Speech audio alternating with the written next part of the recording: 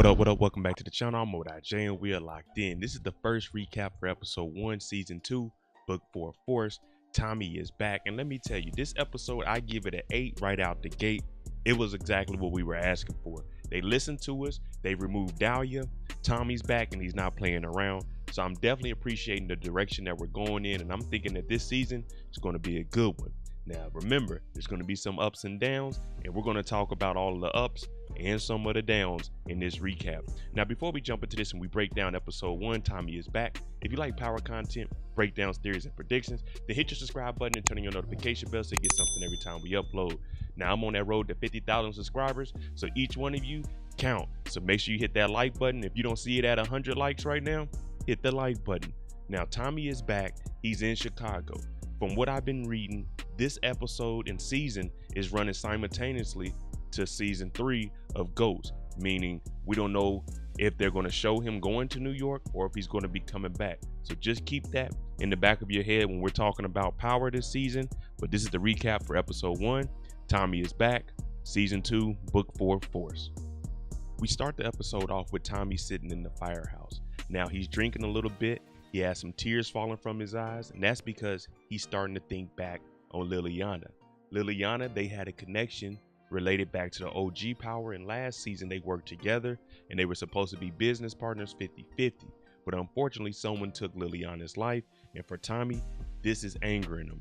He has flashbacks of the good times, and now he's trying to seek revenge and find out any information on who potentially killed Liliana so he can get his revenge. Now hopefully this doesn't take Tommy down the wrong path, because we know how Tommy can get. But we also know once Tommy is determined to do something, he's on it non-stop. Tommy doing Tommy things, he finds out information on the people that potentially killed Liliana.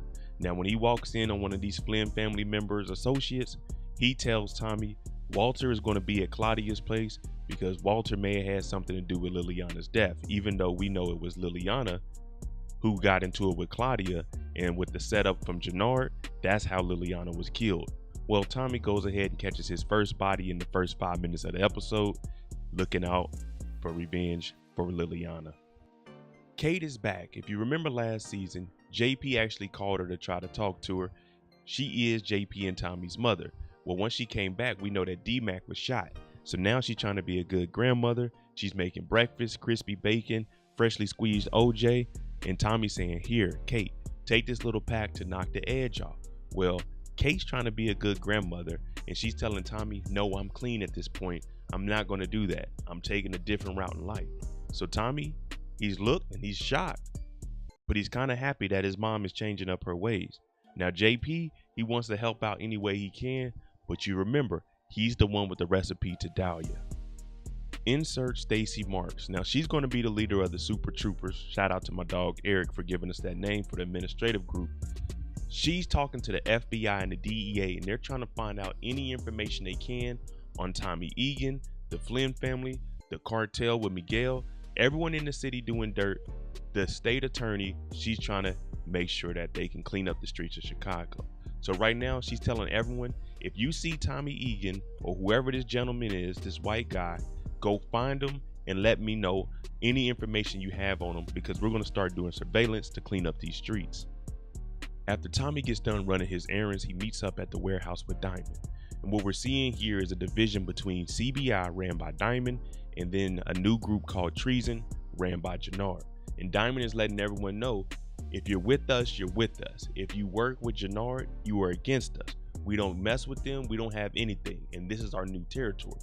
Now, some of the crew members, especially a young gentleman by the name of Chewy, he's getting a little upset because he had a relationship with Jenard. Now, Chewy, he decides to go at Tommy and ask, why are you here and who is this white guy? Tommy tells him straight up, I'm here to do business. Jenard also co-signs and says, this is my business partner. So if you don't like Tommy, then get out of here. But for the price that they're getting these bricks for, not $33,000, but $31,000, a lot of people are changing their minds and they'd rather work with Tommy now. With the Treason crew, they're trying to figure out how they're going to get boots on the ground and actually get this operation up and running.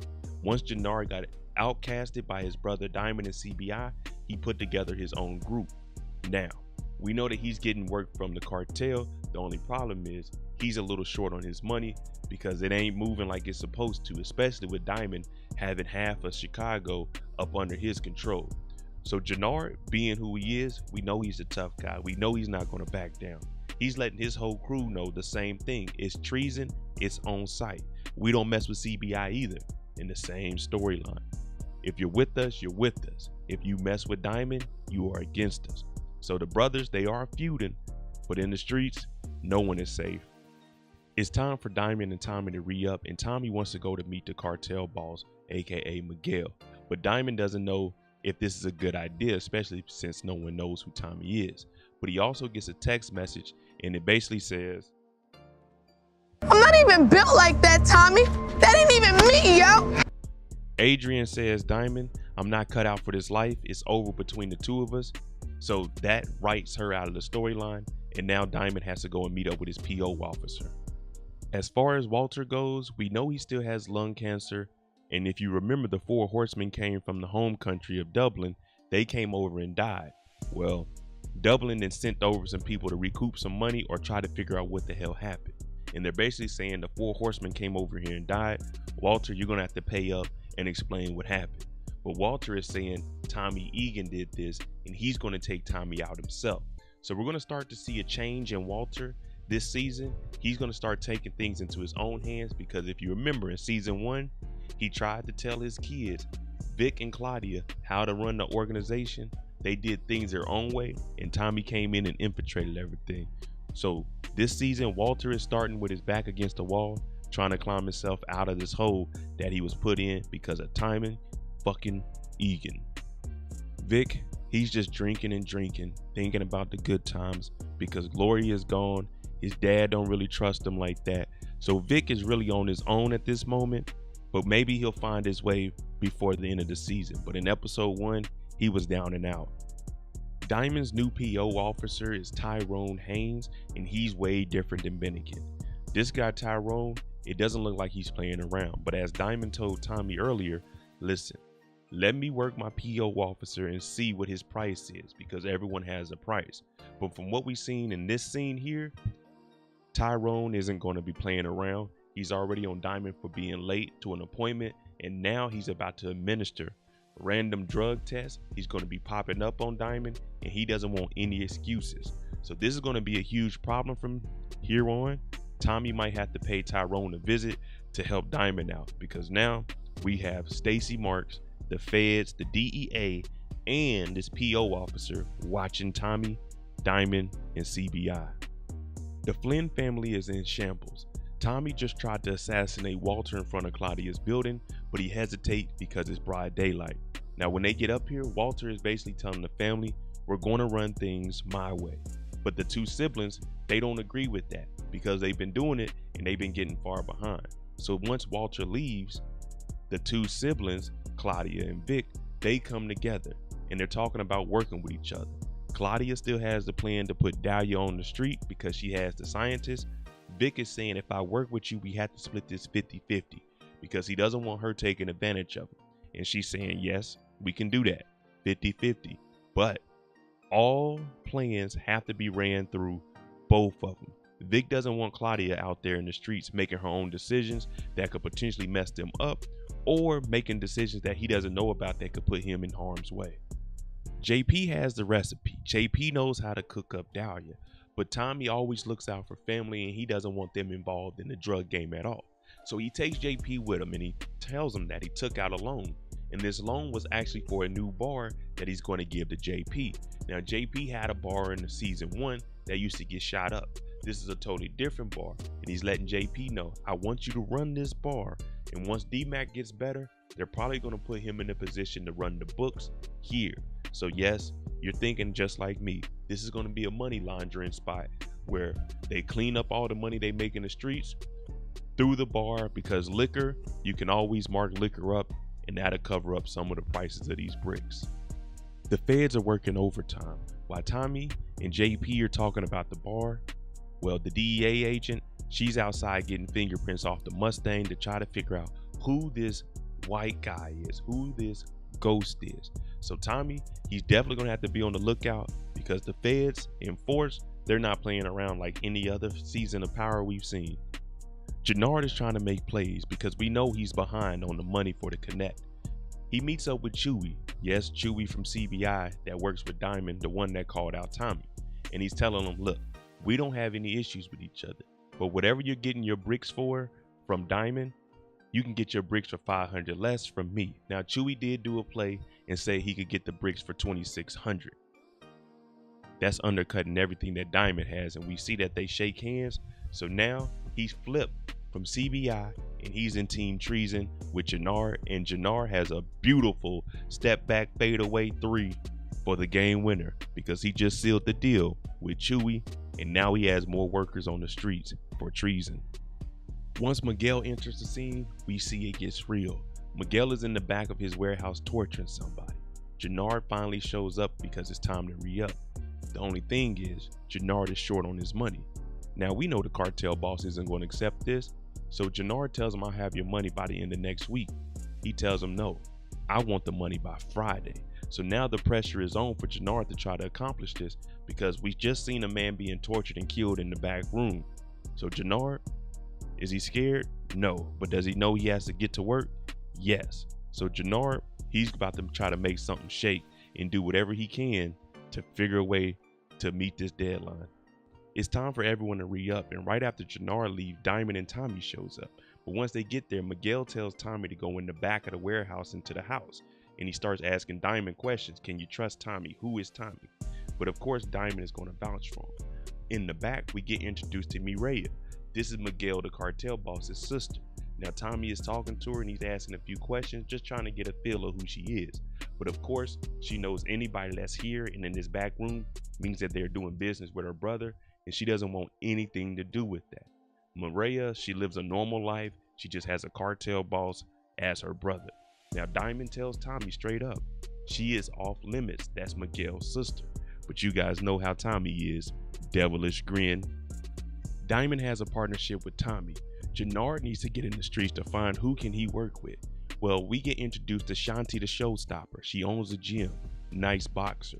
Her and Jenard, they go upstairs and they have a little conversation. Now, she has people in the streets also. She tries to give Jenard a little bit of money and let him know we're out here working.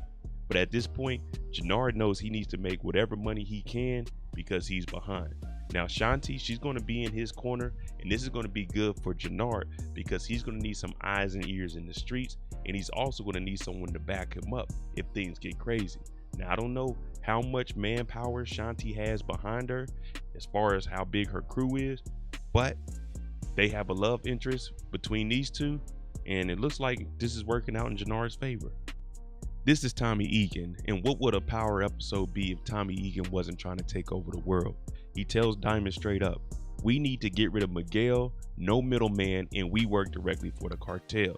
Now Diamond knows that this is a huge task, but he doesn't know that Tommy has been doing this for over 10 years, and he knows his in and outs when it comes to the game.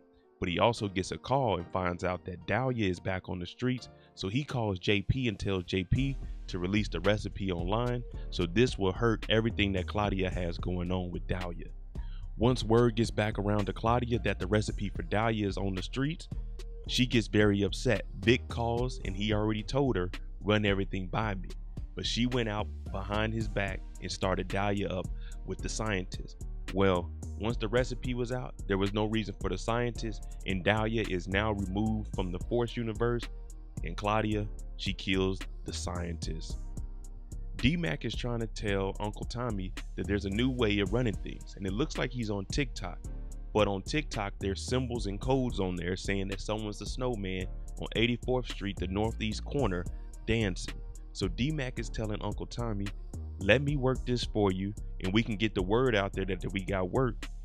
Now Tommy's hearing this, but he doesn't want D-Mac in the game, so he tells him this, I have an ultimatum. You can do this, you can set it up, and I'll give you information of where we're going to have our drops, but you have to stay in the house because he knows how dangerous it can be. Plus D-Mac has already been shot. Mirkovich with the Serbs, you remember they called Jenard earlier in the episode because he wants to know what's going on with his territory in the street. Well, when he shows up, Tommy and Diamond, they're already on this block, and Mirkovich is saying Jenard gave him this territory. Well, Tommy gets into it with him and tells him in season 1, I paid you for your protection from the Flynn family using all of the Serbs, but y'all didn't help. So if anything, you owe me, but on top of that, Jenard doesn't run this block. This is Diamond's block. Diamond is the one that gave Jenard in treason their territory. So Tommy basically tells Mirkovich, we're ready to go to war with you, and if that's the problem you want, then go ahead and bring it. But Mirkovich, they see that they're severely outnumbered. They back down from the situation. Tommy gets a call that D-Mac's at the hospital because his gunshot wound has an infection on it. But when we get to Tillman Hospital, it's out of control. There's no one helping anybody. Tommy goes over to the front desk asking for help. They're threatening to call security, but luckily for them, Miriam is working. She comes over and sees D-Mac, and she takes D-Mac back, and they actually save the young man, but he's gonna have to stay in the hospital for a couple days. But then we see a little jealousy between Tommy because he notices that Miriam, she has somebody that she's involved with at the hospital after he slapped Miriam on the booty. Jenard's back in hot water because Mirkovich just got ran up off his block, so they have Jenard hemmed up against the wall, punching him in his gut, and he can't take it, pause. But he tells him, listen, I'm gonna make things all right. So it looks like there's gonna be an alliance between Jenard and the Serbs, and they're probably gonna be the ones that have the muscle to go against Tommy, Diamond, and everybody in CBI. We're not sure who's all on what side, Treason and CBI, who they're all affiliated with, but we can guarantee that Miguel's not gonna like these two beefing because he's already beefing with the Serbs when it comes to the territory. So they might have to choose sides, and Jenard get from up under Miguel in the cartel because he's behind and work with Mirkovich and the Serbs, while CBI, they work with the cartel. Tommy and Diamond, they're trying to make things work and they're getting ready for their re-up. Over at Jenard's house, he's just a chillin', but he's paranoid, so he keeps that Thule with him. He gets a knock at the door, all glass door. Well, it's just Shanti, and Shanti shows up with a little bit of money because she heard about what's going on in the streets. Now, Jenard is saying he can't accept that money, and she asks him, what do you want? And his reply is he wants her, and they get to it, and they do what grown folks do.